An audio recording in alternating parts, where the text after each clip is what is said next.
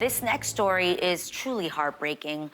On December 12, 2021, 23-year-old Lauren Smith Fields was reportedly found dead in her Bridgeport, Connecticut apartment by a man she had recently met on a popular dating app. A man we are not naming here, as there have not been any charges brought against him. Lauren Smith Fields' family alleges the police department's handling of the case has been racially insensitive. On January 24th, the Connecticut Office of the Chief Medical Examiner ruled Lauren's death an accidental overdose of fentanyl combined with prescription medication and alcohol. And after weeks of public scrutiny over the mishandling of the case, the Bridgeport police have now opened what Lauren's family's attorney calls a botched criminal investigation 6 weeks after Lauren's mysterious and untimely death. In the spirit of seeking justice for Lauren, the family is now demanding answers and a change in protocol on how cases like these are handled. Please welcome to the show Lauren Smith Fields' mother, Shantell Fields, and the family's attorney, Darnell Crosland. Welcome to the show. Thanks for having us. Thank you for having us. First of all, we want to give our condolences, and we're sorry that we have to meet this way. We're so sorry. But thank you for being with us today. Can you just tell us what you have learned about what happened to your daughter, Lauren, on December 12, 2021?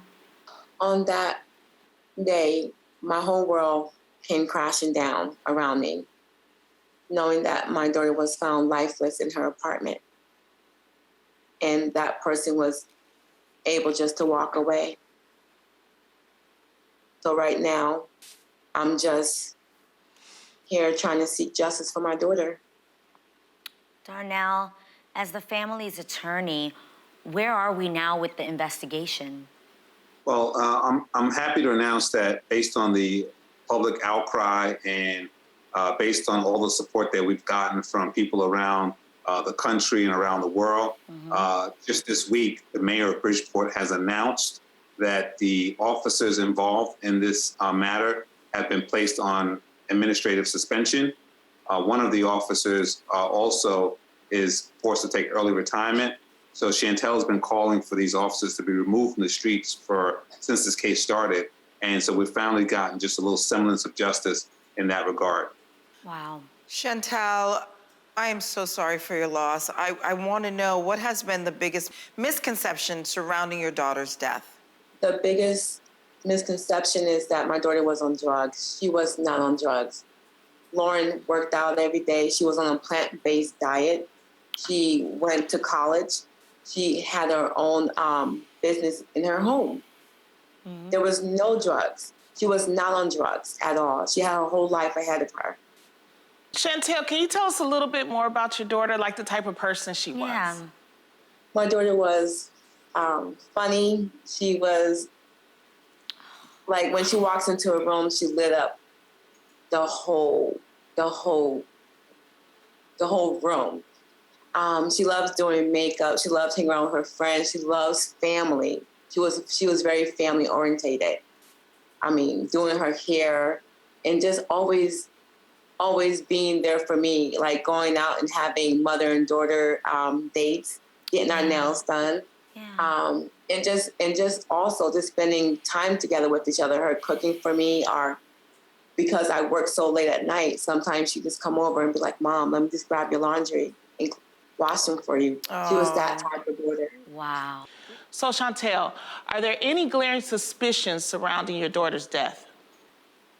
The suspicions, well, what I see when I first went there that night around 9 o'clock, when I seen a note on the door saying, if you're looking for Lauren, call this number. So I called the number, no one answered.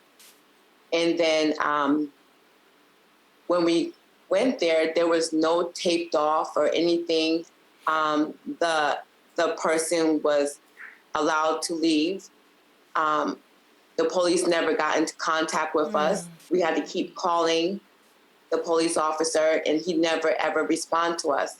It's like when he said he's going to come over, he never showed up. He had the family waiting for first an hour, then later on 5 hours. What? I find it quite odd that when we walked into her apartment, it was not taped off or anything at all. And the idea that this person wrote in the police report that they kept on drinking.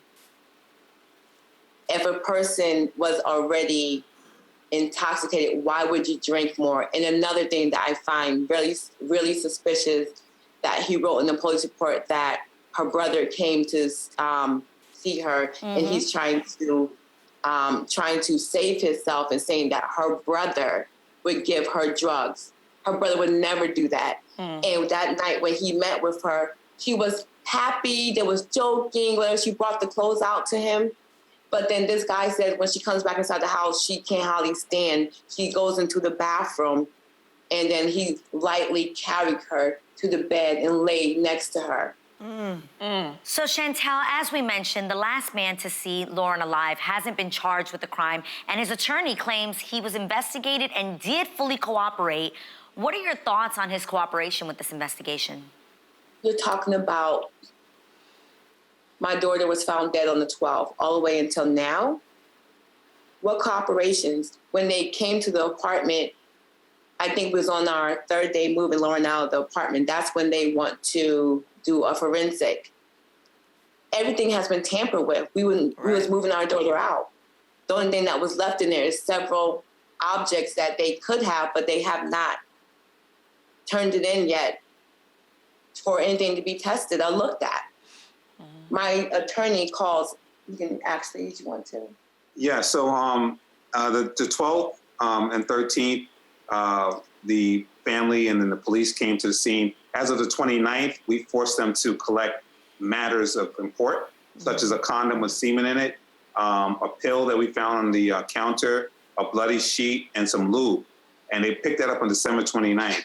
As of today's date, those items have still not been turned into the forensic laboratory in Meriden for analysis. And so there's something terribly wrong here.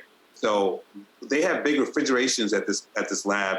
It's the only lab we have in the whole state of Connecticut. And as of today, these items still have not been turned in. So we're like, what's going on with this? Where are these items? Why haven't they been analyzed? That's the most unnerving about, if you're going to tell us to leave the apartment, that you're going to do this whole forensic, and at the same time you want to ask the family to give them swabs because we're in an apartment moving, but at the same time, where's the swabs from that night? You know, they want to take our DNA, but they don't want to ask for that person's DNA or anything. And I find that absolutely rude. And they said to us, if we did not give them our DNA, they would not move forward with the investigation.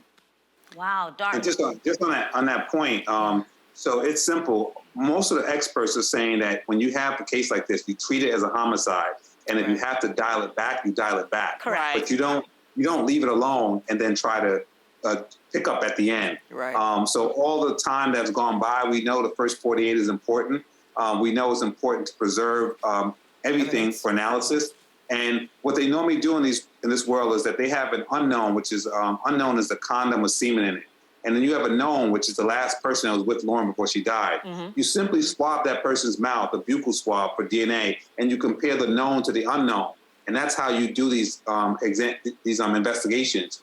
So now we have an unknown, and they just let the known go. And so we're like baffled. And why would you do that? Exactly.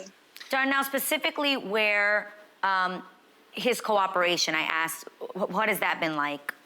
That's been dismal to none. So his lawyer now comes a month later and says something very, very strange. He was on a television show the other day, and they said to him, now that the autopsy's back, what's your response? And he goes, oh, we're not surprised with the findings. And my client's been waiting in the wings, he says, and waiting to cooperate. So Lauren's blood came back full of drugs and different substances. For his lawyer to say they're not surprised leads me to believe either he knew something would be there and he's just not talking about it, or something suspicious is happening with that response. And in terms of, he was requested to give a voluntary DNA, and the lawyer said that he's not going to do that at this time. So I'm not sure what cooperation looks like for them if he won't even give his DNA to clear himself. Can I jump back in? Also, he said that she was drunk.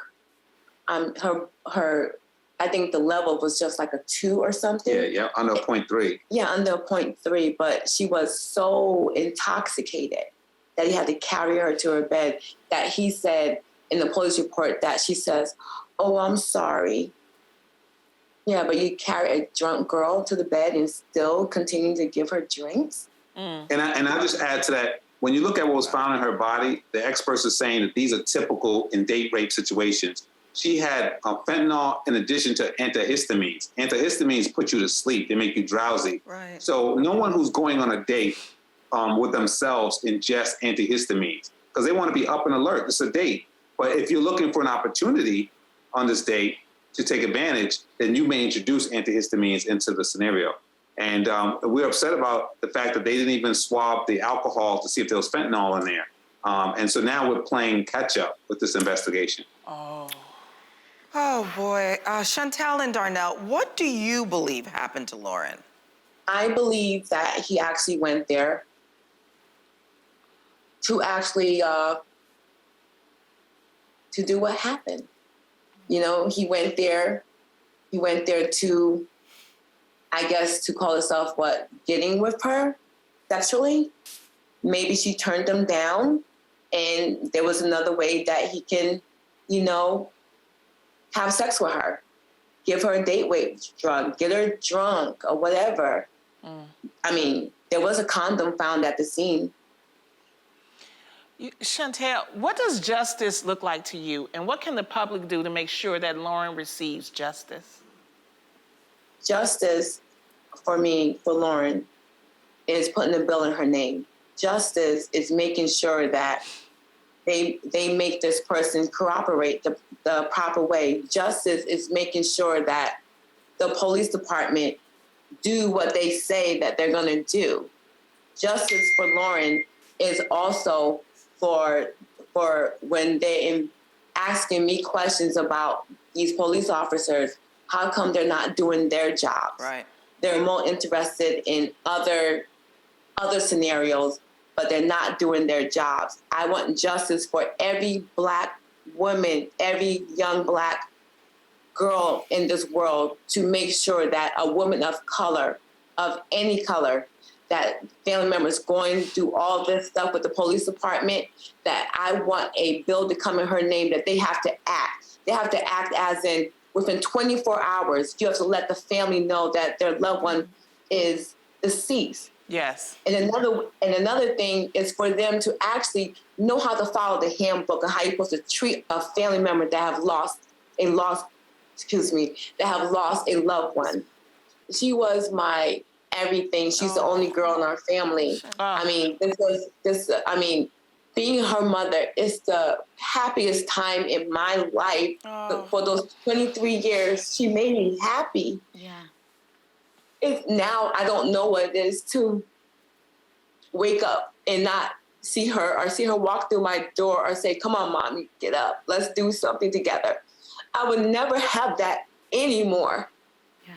That's why I want. My justice for Lauren is for everybody to realize that a Black woman, a Black child, life matters. Yes. It does. We are not rubbish. Absolutely. Yes. Absolutely. A GoFundMe campaign has also been set up for the Smith Fields family to help with legal fees.